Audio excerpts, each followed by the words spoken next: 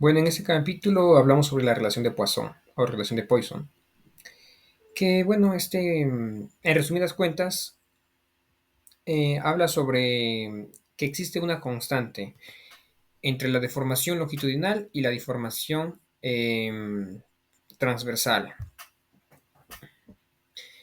Simplemente nos dice que a medida que el material se lo estira, la deformación específica, y a medida que el material se lo comprime, existe una deformación específica que es simplemente la una dividida para la otra. Eso es todo. Y es algo que se mantiene constante para cualquier material. Aquí está, la relación de Poisson, expresada como V, es igual a menos la deformación en Y sobre la deformación en X. La deformación en Y sobre la deformación en X, pero estas son deformaciones específicas, ¿sí? Son deformaciones específicas. ¿Y por qué es negativo? Porque, porque se está reduciendo eh, porque se está reduciendo uno en tanto al otro. Por ejemplo, aquí se reduce negativo, ¿no?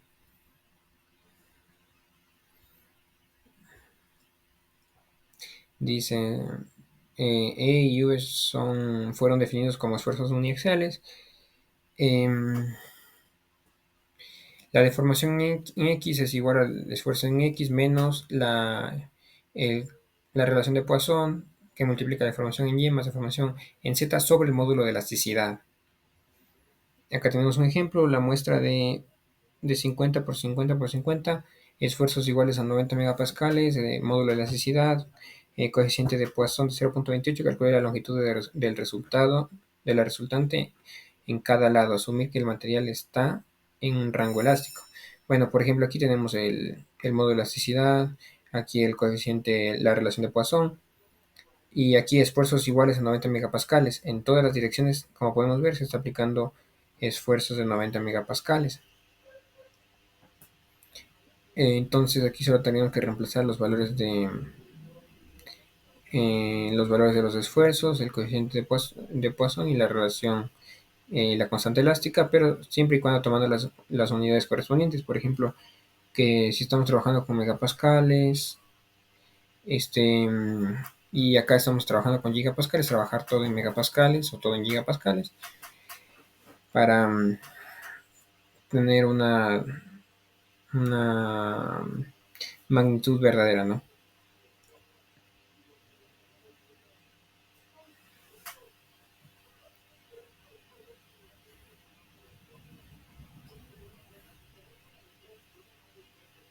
Aquí está el proceso, dice,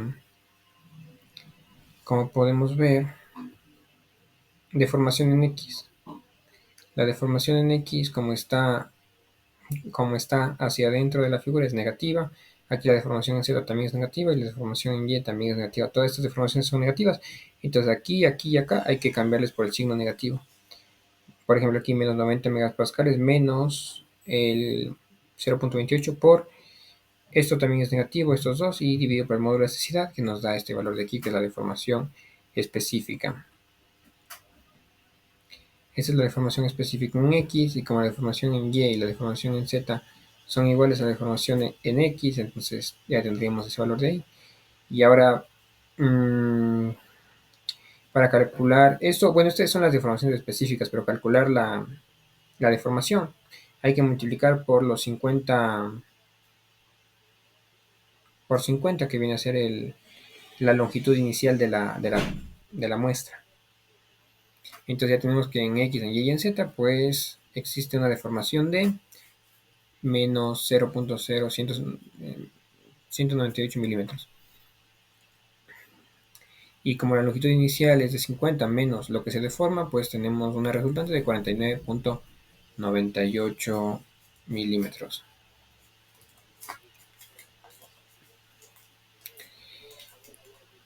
Entonces prácticamente podemos observar cómo la relación de Poisson y el módulo de elasticidad del material nos permiten determinar cuál será el volumen final del material o la deformación, bueno, la longitud final con la que te determinar ese material.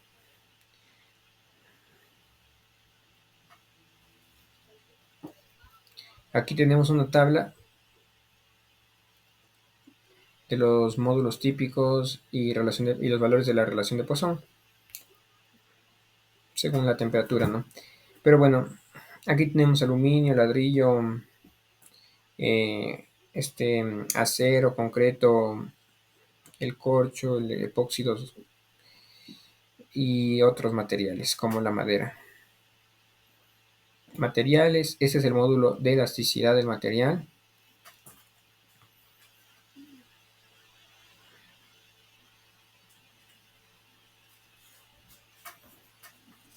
Y acá está la relación de Poisson. Aquí, por ejemplo, para un ladrillo, la relación de Poisson está entre 0.23 a 0.40. Entonces aquí tenemos los módulos del módulo de elasticidad en gigapascales, por ejemplo aquí, de 69 a 75 en aluminio, para el ladrillo de 10 a 17, para el acero de 75 a 169 y para transformarlo a libras por pulgada al cuadrado por 10 a la sexta tenemos de 10 a la 11 libras por pulgada al cuadrado por 10 a la sexta. Eso que está en paréntesis. Y bueno, aquí tenemos un ejemplo, dice computación de la carga que produce un cambio específico del diámetro. Dice, bueno, aquí también hablamos, ¿no? De cómo a este material, esta probeta, pues tiene un diámetro inicial, una longitud inicial y se le aplica una carga P, lo que produce una reducción en su diámetro y un aumento en su longitud inicial. Por tanto, aquí podemos ver cómo la deformación, tenemos el eje X y el eje Z. El eje X es para el diámetro y el Z para la deformación longitudinal. La deformación específica en Z, que es el cambio de la variación, en cambio la deformación en X es el cambio en el diámetro. Podemos ver cómo la deformación en X, que es la deformación en el diámetro sobre el diámetro inicial, estos son datos en el ejercicio que nos dice la deformación determina la magnitud de la carga que requiere para producir un cambio de un 2.5 por 10 a la menos 3 milímetros. Entonces lo que nos dan acá por 10 a la menos 3 milímetros dividido para deformación al diámetro inicial, que tiene un diámetro de 10 milímetros y ya nos da que la deformación en X tiene una reducción de menos 2.5 por 10 a menos 4. Es una deformación específica, lo cual es negativa porque el diámetro se reduce. Acá tenemos para Z. Podemos determinar la reducción en Z con solo saber la relación de Poisson o de Poisson. Sabemos que la relación de Poisson es su deformación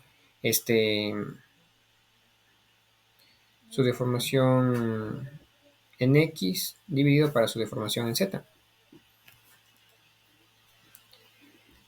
Y la deformación, como podemos ver aquí, módulo de Poisson es igual a menos la deformación en X sobre la deformación en Z, deformación específica. Entonces aquí, como nos dice el módulo, el valor de la relación de Poisson para este material es de 0.34. Como aquí nos dice el cilindro de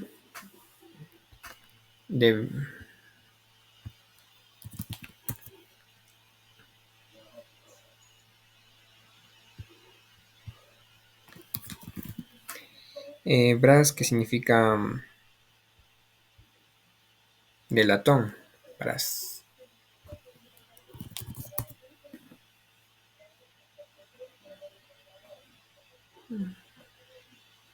Es una aleación de cobre y zinc que le da un tono un poquito dorado, ¿no? Bueno, para este material el coeficiente de Poisson se lo encuentra en tabla desde 0.34. Y con eso podemos observar que el material se ha deformado 7.35 por 10 a menos 4 Es una deformación específica. Eh, dice, el,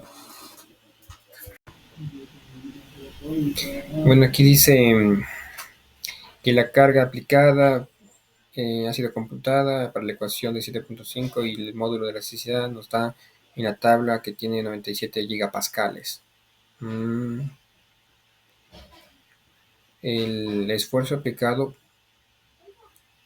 puede ahora ser computado usando la ecuación 7.5 y el módulo de elasticidad dado en la tabla 7.1 como las 97 gigapascales y por tanto tener que el esfuerzo es igual a la deformación por el módulo de elasticidad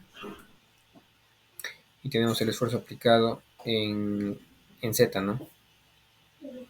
Esfuerzo aplicado en Z. 71.3 megapascales.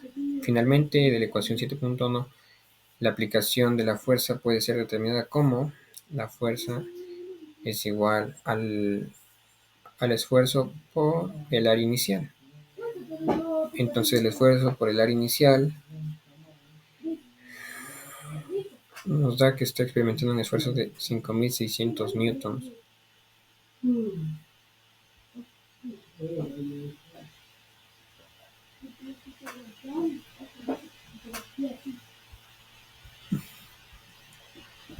Aquí nos dan unas ecuaciones.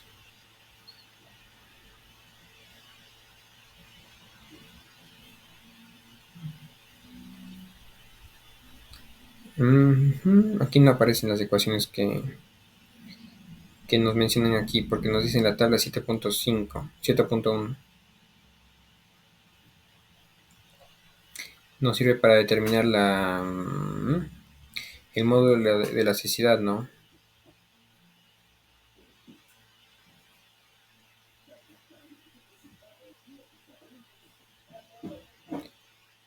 Este tipo de información se lo puede encontrar en la mecánica de materiales de Gere,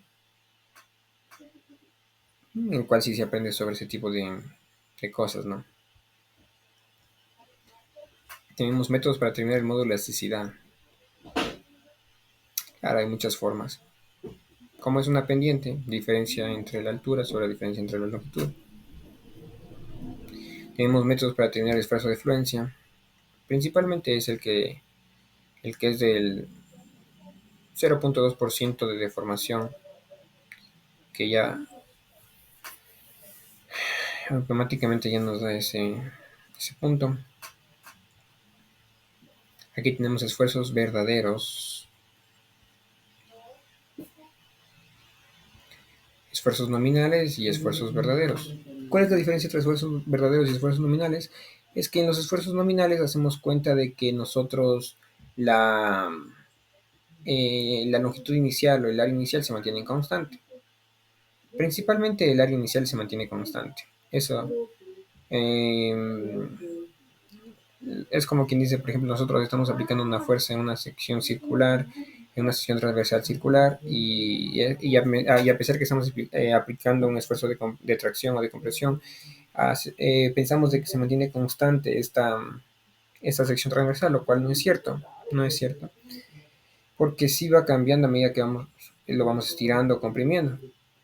Pero si hiciéramos ese trabajo de ir aplicando esfuerzos y midiendo las deformaciones instantáneas, obtendríamos una gráfica como esta que podemos ver aquí, que es la gráfica de esfuerzos verdaderos. Es decir, que a medida que va aumentando la deformación, se va produciendo una carga muy grande. Y eso es lógico porque aplicamos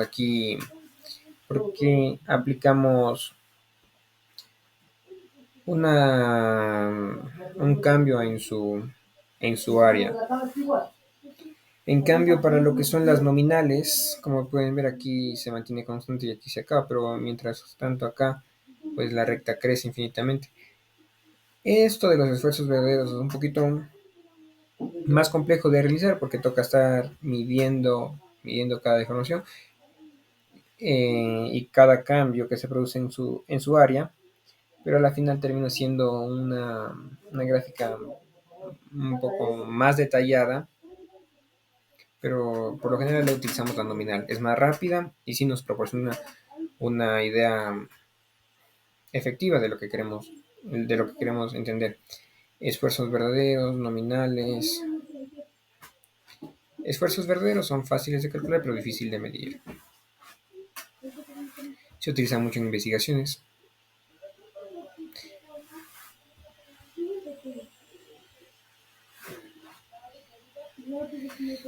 Los esfuerzos verdaderos. Estos son los esfuerzos nominales y deformaciones nominales.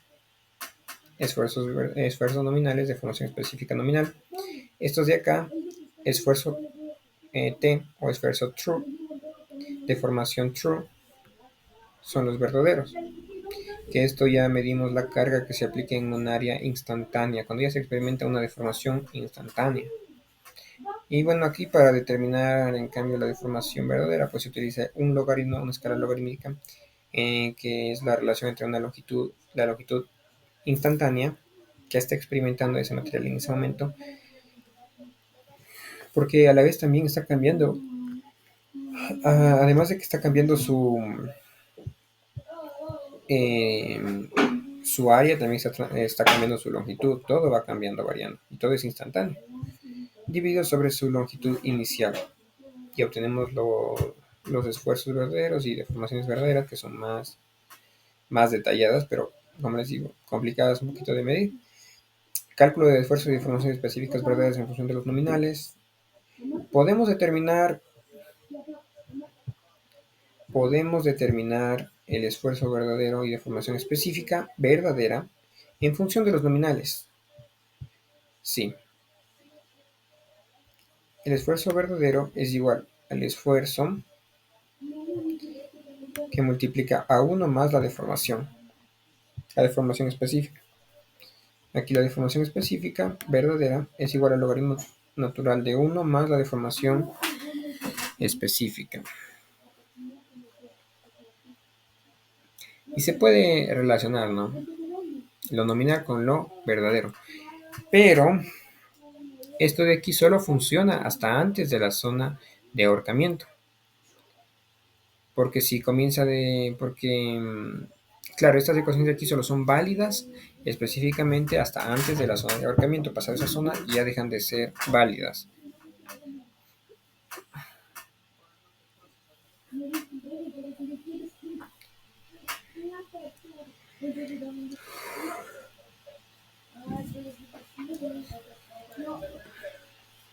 Acá tenemos esfuerzos verdaderos.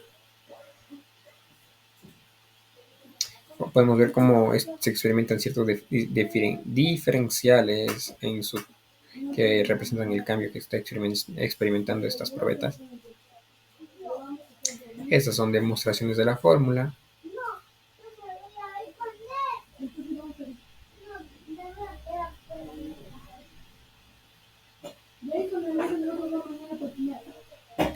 Esfuerzos verdaderos. Usando integrales se llegó a estas fórmulas. Y aquí tenemos una relación de esfuerzos verdaderos versus deformación específica en la zona plástica hasta el punto máximo donde empieza el ahorcamiento.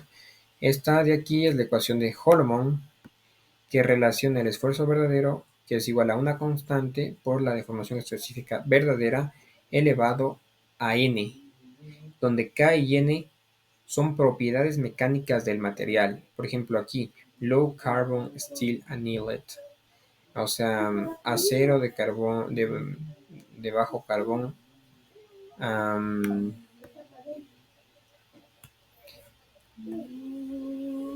annealet,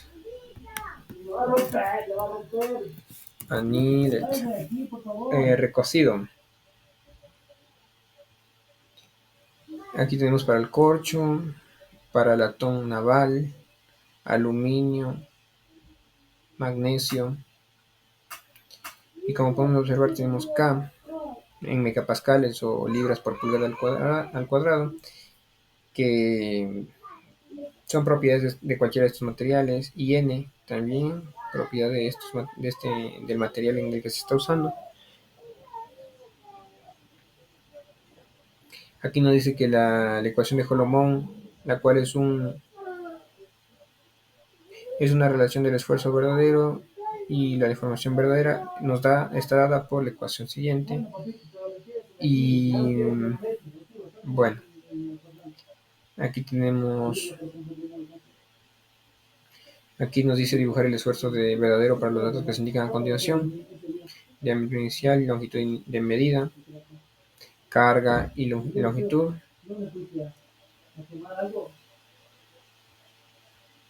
Con estos datos debemos determinar lo que es